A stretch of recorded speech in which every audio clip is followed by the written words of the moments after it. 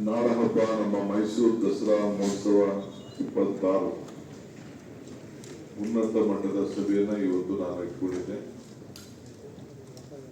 ಬಹುತೇಕ ಎಲ್ಲ ಶಾಸಕರು ಕೂಡ, ಮಂತ್ರಿಗಳು, ಡಾಕ್ಟರ್ ಪರಮೇಶ್ವರ್ ಅವರು, ಜಾರ್ಜ್ ಅವರು, ಎಲ್ಲ ಶಾಸಕರು ಕೂಡ ಎಲ್ಲ ಪಕ್ಷ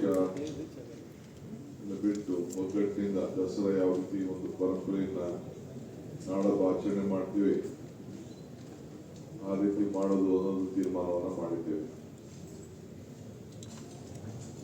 ಒಟ್ಟಾರೆ ಈ ವರ್ಷದ ದಸರಾ ನಮ್ಮ ಗಜಪೂಜೆ 26 ಆಗಸ್ಟ್ 26 10 ಗಂಟೆಗೆ ನಡೆಸಲು ಈಗಾಗಲೇ ನಮ್ಮ ಜಿಲ್ಲಾಧಿಕಾರಿಗಳು ಧಾರ್ಮಿಕವಾಗಿ ಎಲ್ಲ ಸಂಪ್ರದಾಯದಂತೆ ಎಲ್ಲ ವಿಚಾರಿಸಿ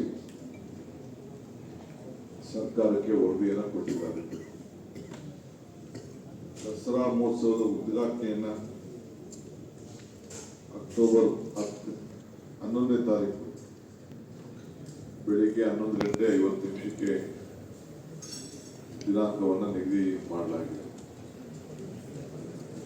ಜಂಬೂ ಸವಾರಿ ನಂದಿ ಧ್ವಜ ಪೂಜೆ 21ನೇ ತಾರೀಕು, ಅದೇ ಅಕ್ಟೋಬರ್ 10 ತಿಂಗಳು 26 ಮಧ್ಯಾಹ್ನ 1:30 ಗಂಟೆಗೆ ನಡೆಸಲು ಈಗಾಗಲೇ ದಿನಾಂಕವನ್ನು ನಿಗದಿ ಮಾಡಲಾಗಿದೆ.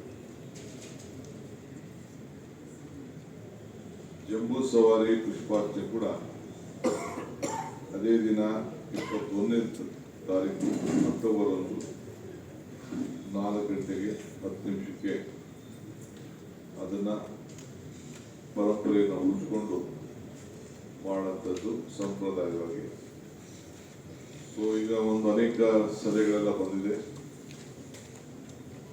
ಸೊ ಕಾರ್ಯಕಾರಿಣಿ ಸಮಿತಿಯ ಒಂದು ರಚನೆ ಮಾಡಬೇಕಾಗಿದೆ. ಅದು ಕೂಡಲೇ ನಾನೊಂದು ಸಮಿತಿಯನ್ನು ರಚನೆ ಮಾಡ್ತೇನೆ.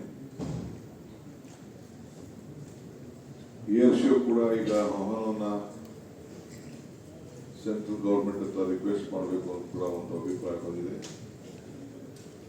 ಅದು ಕೂಡ ನಡೆಸ್ತೇವೆ.